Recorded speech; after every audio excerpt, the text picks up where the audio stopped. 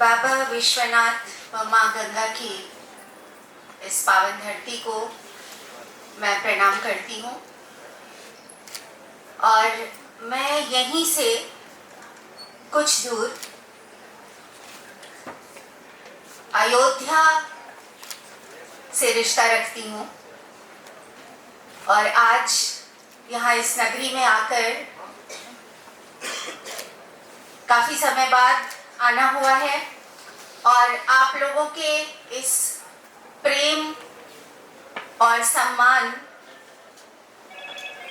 के लिए बहुत बहुत आभारी हूँ कि आपने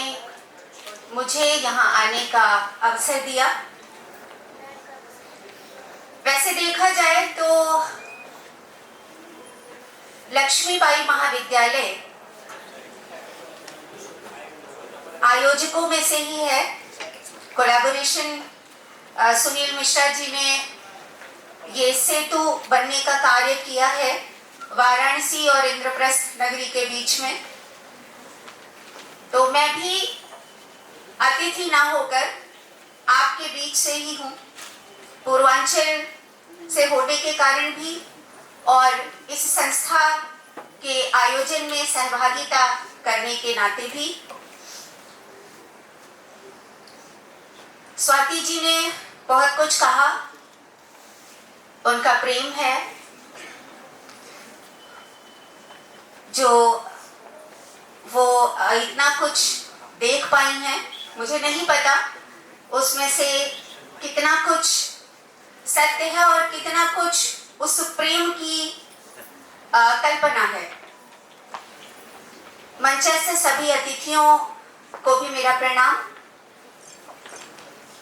विषय जो आज का है साइंस, सोसाइटी एंड डेवलपमेंट। मैं साहित्य की विद्यार्थी हूँ और साहित्य और समाज का भी एक विशेष रिश्ता होता है,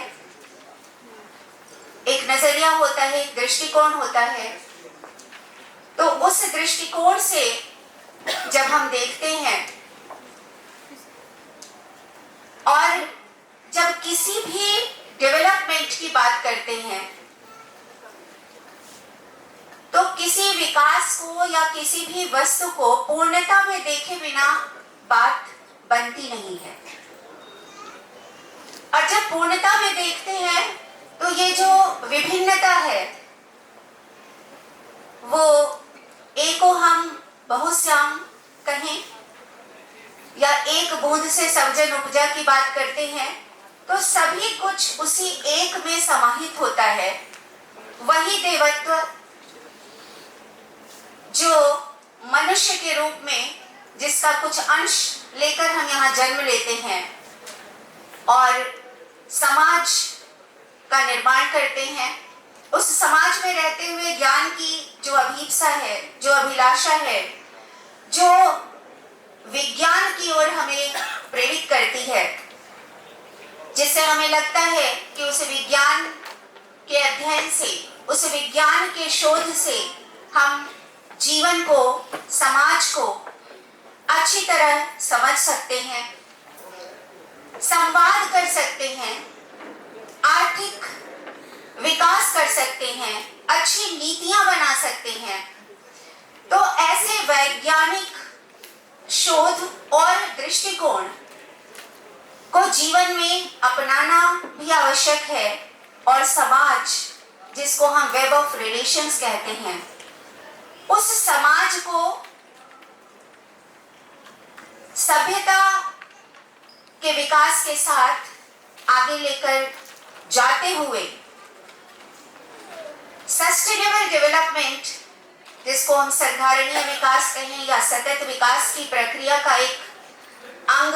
माने, उस ओर ले जाने का प्रयास करते हैं। विकास के साथ जब विज्ञान और तकनीक साथ में आती है, जिसके बिना जो हमारा ये शरीर कहिए विशेष रूप से, उस शरीर को अधिक आवश्यकता होती है उन चीजों की, उन सुविधाओं की, तो ऐसा लगता है कि शायद ये सुविधाएं हमें मिले तो हम कुछ और बड़े बड़े काम कर सकते हैं। हम जो छोटी जीवन की मूलभूत आवश्यकताएं जिनको हम कहते हैं, उसमें अगर हमें समय ना लगाना पड़े, तकनीक हमें सहायता करे, विज्ञान हमें सहायता करे, तो हम छोटी छोटी बातों में ना उलझकर कुछ बड़े काम कर सकते हैं। लेकिन वहीं चूंकि मनुष्य एक ऐसा प्राणी है, ईश्वर का अंश लेकर वह जन्म लेता है, उसकी बुद्धि और विकास की कोई सीमा नहीं है, तो वो ऐसा एक संसार, ऐसा एक समाज जाने अनजाने बनाता है जिसमें खुद ही उलझ जाता है, वो स्वयं ही उलझता है और जिन चीजों या जिस उद्देश्य से उस काम को कर रहा होता है, वो उद्देश्य कहीं पीछे छूट जाता है और वो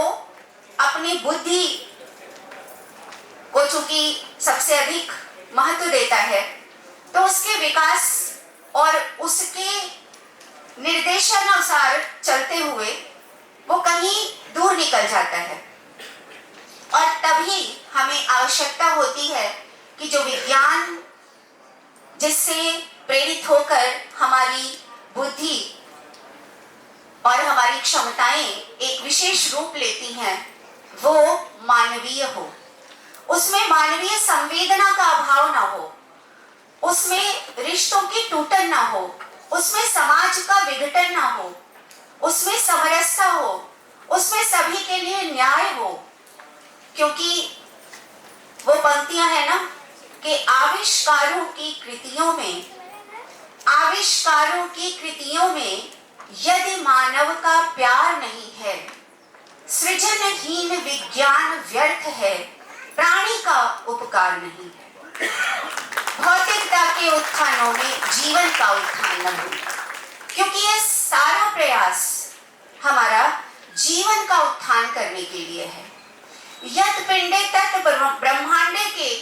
उस विचार को, उस दर्शन को समझने का है कि वो किस तरह से इस पिंड में वो ब्रह्मांड समाया हुआ है। जीवात्मा किस तरह उस परमात्मा का अंश है, जिसमें को जल में कुंभ, कुंभ में जल है। जब कबीर कहते हैं कि जल में कुंभ, कुंभ में जल है, बाहर भीतर पानी, तो जिस ओर इशारा करते हैं उसको समझने का जो प्रयास करने चलता है, तो विकास की इस दौड़ में उद्देश्य कहीं पीछे छूट जाता है। जैसे अभी मिश्रा जी बता रहे थे कि किस तरह हमने महासागर में, धरती पर हर जगह सुविधा के लिए अपनी बुद्धि का प्रयोग करते हुए प्लास्टिक के कैसे कैसे पर्वत और देश खड़े किए हैं, जिनके लिए आज हम कितने सेमिनार और कितने गोष्ठियां कर रहे हैं कि किस तरह से इस प्लास्टिक से निजात मिले। G20 में भी ये एक विशेष विषय था, और लाइफ और एनवायरनमेंट यानी पर्यावरण जिसका हम अंग हैं, उसके संरक्षण या अपनी नदियों के संरक्षण के लिए हम किस तरह प्रयास करें, इसकी आज आवश्यकता है। क्योंकि मैक्रो और माइक्रो दोनों लेवल को समझना और जीवन को पूर्ण मध्यम की दृष्टि से देखना अत्यंत आवश्यक है। और यहीं मैं अपनी वाणी को विराम देना चाहूंगी, इतना कहते हुए कि व्यापार रहे, व्यवहार रहे, व्यापार रहे, व्यवहार रहे, जड़ चेतन में संवाद रहे, विकसित भारत, विकसित जग हो, कोई न कहीं बीमार रहे। तो इसी सर्वमंगल कामना के साथ आप सबको, आयोजकों को विशेष रूप से बहुत बहुत बधाई, और काशी हिंदू विश्वविद्यालय के जो छात्र छात्राएं यहाँ उपस्थित हैं, जो अध्यापक हैं, और देवी वेलफेयर सोसाइटी के जो आयोजक हैं और इतना अच्छा कार्य कर रहे हैं, उन सबको बहुत बहुत बधाई और आभार।